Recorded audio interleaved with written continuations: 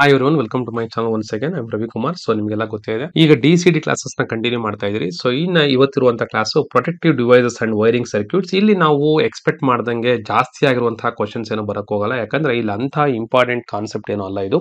ಆದ್ರೂ ಕೂಡ ಸ್ವಲ್ಪ ಕಣ್ಣಾಯಿಸೋಣ ಏನೆಲ್ಲ ಇದೆ ಅಂತೇಳಿ. ಇಲ್ಲಿ ಮೇನ್ ಆಗಿರುವಂತದ್ದು ಯಾವ ರೀತಿ ವೈರಿಂಗ್ ಮಾಡ್ತೀರಿ ನಾವು ಅನ್ನೋದನ್ನ. ವೈರಿಂಗ್ ಅಲ್ಲಿ ಒಂದು 3 ವಿಧವಾಗಿ ವೈರಿಂಗ್ ನ ಮಾಡ್ತೀರಿ. ಒಂದು ಸರ್ಫೇಸ್ ಕಂಡ್ಯೂಟ್, ಕನ್ಸೀಲ್ಡ್ ಕಂಡ್ಯೂಟ್ ಮತ್ತೆ PVC ಅಂತ. ಅಂದ್ರೆ ಸರ್ಫೇಸ್ ಅಂತಂದ್ರೆ ನೀವು ಇಲ್ಲಿ ಎಕ್ಸಾಂಪಲ್ ನೋಡಬಹುದು ಯಾವ ರೀತಿಯಾಗಿ ನಾವು ಮಾಡ್ತೀರಿ ಅಂತೇಳಿ. ಸೊ ನೋಡಿ, ಇಲ್ಲಿ ನಾವು ಏನ್ ಸರ್ಫೇಸ್ ಮೇಲೆ ಈ ತರ ವೈರಿಂಗ್ ಮಾಡ್ತೀರಿ ಅಂದ್ರೆ ಆಲ್ರೆಡಿ ಬಿಲ್ಡಿಂಗ್ ಕನ್ಸ್ಟ್ರಕ್ಷನ್ ಆಗಿರುವಂತ ಟೈಮಲ್ಲಿ ಅದ್ರ ಮೇಲೆ ಈ ತರ ಎಕ್ಸ್ಟ್ರಾ ಪೈಪಿಂಗ್ ಕೊಟ್ಟು ಅಲ್ಲಿ ವೈರಿಂಗ್ ಮಾಡೋದನ್ನ ದಟ್ ಇಸ್ ಸರ್ಫೇಸ್ ಕಂಡ್ಯೂಟ್ ಅಂತ ಕರಿತೀರಿ. ಅದೇ ರೀತಿಯಾಗಿ ಇಲ್ಲಿ ಅಬ್ಸರ್ವ್ ಮಾಡಬಹುದು, ಇದು ಯೂಸಸ್ ಮತ್ತೆ ಡಿಸ್ಅಡ್ವಾಂಟೇಜಸ್ ಏನು ಅಂತ ಬರ್ತವೆ, ಅದರಿಂದ ಅಷ್ಟು ತಲೆ ಕೆಡ್ಸ್ಕೊಳಕ್ ಹೋಗ್ಬೇಡಿ. ಇನ್ನು ಕನ್ಸೀಲ್ಡ್ ಅಂದ್ರೆ ಏನಪ್ಪಾ ಅಂತಂದ್ರೆ ಇಲ್ಲಿ ಇನ್ಸೈಡ್ ಬರುವಂತದ್ದು. So hidden inside the wall slots are the brick wall with the help of the plastering is called as concealed ಅಂತ ಕರಿತೀರಿ. ಸೊ ಈ ಪೈಪಿಂಗ್ ಹಾಕ್ಬಿಟ್ಟು ನಾವೇನ್ ಮಾಡ್ತೀವಿ, ಇದನ್ನ ನಾವು ಪ್ಲಾಸ್ಟಿಂಗ್ ಮಾಡಿರ್ತೀವಿ, ಇದು ಒಳಗಡೆ ಇರುತ್ತೆ. So that is what called as concealed ಅಂತ ಕರಿತೀರಿ. ನೆನ್ಪಿಟ್ಕೊಳ್ಳಿ, ಇಲ್ಲಿ ನೀವು ಅಬ್ಸರ್ವ್ ಮಾಡಬಹುದು, ಇಲ್ಲಿ ಕಾಣಿಸ್ತಾರಂತಹ ಪೈಪ್ ಹೊರಗಡೆ ಇದಾವೆ, ಇದೆಲ್ಲ ಏನು ಸರ್ಫೇಸ್. ಇದು ಕನ್ಸೀಲ್ಡ್. ನೋಡಿ ಆಲ್ರೆಡಿ ಏನಾಗಿದೆ, ಇಲ್ಲಿರುವಂತಹ ವೈರಿಂಗ್ ಮುಖಾಂತರ ಇಲ್ಲಿ ನಾವು ಏನ್ ಮಾಡ್ತೀರಿ, ಆ ಸ್ವಿಚ್ ಬಾಕ್ಸ್ ನ ಕನೆಕ್ಟ್ ಮಾಡಿ ಇಲ್ಲಿ ಫಿಕ್ಸ್ ಮಾಡ್ತೀರಿ. ಸೊ ನಿಮ್ಗೆ ಆಚೆ ಕಡೆ ಯಾವುದೇ ರೀತಿಯಂತಹ ಈ ತರ ಪೈಪಿಂಗ್ ಸಿಸ್ಟಮ್ ಕಾಣಿಸೋದಿಲ್ಲ. So that is called as concealed ಅಂತ ಕರಿತೀರಿ. ಇನ್ನು ಮೂರನೇದಾಗಿ ಬರುವಂತದ್ದು ಏನಪ್ಪಾ ಅಂತಂದ್ರೆ PVC ಯೂಸ್ ಮಾಡುವಂತದ್ದು. ಸೊ ನಿಮ್ಗೆಲ್ಲ ಗೊತ್ತಿದೆ, ಮನೆಗಳಲ್ಲಿ ನಡುವೆಲ್ಲ ಮಾಡ್ತಾನೆ ಇರ್ತಾರೆ. ಏನಪ್ಪಾ ಅಂದ್ರೆ ಈ ತರ ನಾವು ಬೀಡಿಂಗ್ ನ ಯೂಸ್ ಮಾಡಿ ಒಳಗಡೆಗೆ ವೈರ್ ನ ಹಾಕ್ಬಿಟ್ಟು ಅದು ಎಲ್ಲಿ ಬೇಕೋ ಅಲ್ಲಿ ರಿಕ್ವೈರ್ಮೆಂಟ್ ಇದ್ದಾಗ ಯೂಸ್ ಮಾಡ್ತೀವಿ. That is the called as casing and capping wiring ಅಂತ ಕರೀತಾರೆ. So this is the main 3 parts of the wiring system ಅಂತ ಹೇಳ್ಬೋದು. ಅದರ ಅಪ್ಲಿಕೇಶನ್ಸ್ ಬಗ್ಗೆ ಬಂದಾಗ ಈ ವರ್ಡ್ ನೆನ್ಪಿಟ್ಕೊಳ್ಳಿ, HVAC ಅಂದ್ರೆ heating, ventilation and air condition ಕರೀತಾರೆ.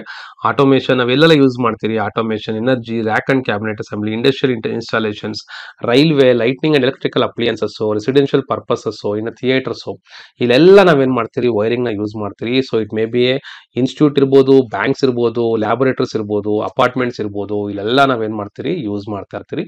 So these are the main points ಅಂತ ಹೇಳ್ಬೋದು. ಇದರಲ್ಲಿ ಇರುವಂತದ್ರಲ್ಲಿ ಜಾಸ್ತಿ ಪಾಯಿಂಟ್ಸ್ ಏನು ಬರೋದಿಲ್ಲ. ಸೊ ಇದನ್ನ ನೀವು ಅಬ್ಸರ್ವ್.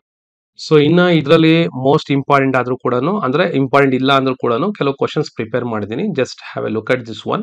ಸೊ ಏನೆಲ್ಲ ಇರ್ಬೋದು, so surface current wiring system is nothing but what mounted on the surface. Material commonly used in the surface current ಅಲ್ಲಿ ಮೆಟಲ್ ಅಂತ ಹೇಳ್ತೀರಿ. Advantage of surface conduit wiring ಅಲ್ಲಿ ನೀವು ಈಸಿ ಟು ಇನ್ಸ್ಟಾಲ್ ಆಗಿರುತ್ತೆ. Surface conduit wiring mostly used in the temporary installation. ಅಂದ್ರೆ ಮತ್ತೆ ಅದನ್ನ ನಾವು ಬಿಚ್ಚಿಬಿಟ್ಟು ಬೇರೆ ಇನ್ಸ್ಟಾಲ್ ಮಾಡ್ಕೊಬಹುದು. ಆ ತರ ಟೈಮಲ್ಲಿ ನಾವೇನ್ ಮಾಡ್ತೀರಿ, ಸರ್ಫೇಸ್ ಕಂಡ್ಯೂಟ್ ನ ಯೂಸ್ ಮಾಡ್ತೀರಿ. ಇನ್ನು ಕನ್ಸೀಲ್ಡ್ ಆದ್ರೆ hidden inside the walls. Main benefits of concealed conduit wiring is nothing but aesthetic appeal. Common use of concealed conduit is difficult to access. ಅದೇ ರೀತಿಯಾಗಿ ನೆಕ್ಸ್ಟ್ ನೋಡೋಣ, material used in PVC casing is nothing but PVC. Advantages of PVC casing capping, corrosion resistance, ಇದು corrosion avoid ಮಾಡುತ್ತೆ. PVC casing capping used in indoor wiring. Key features of PVC is fire resistance ಅಂತ ಹೇಳ್ಬೋದು. Commonly used wiring systems ಏನಪ್ಪಾ ಅಂದ್ರೆ concealed ಕಂಡ್ಯೂಟ್. Suitable wiring system of factories is surface ಕಂಡ್ಯೂಟ್. Wiring system for aesthetic appeal, concealed conduit. Temporary wiring installation is nothing but surface conduit. Wiring system for outdoor applications, it is nothing but overhead wiring ಅಂತ ಹೇಳ್ತೀರಿ.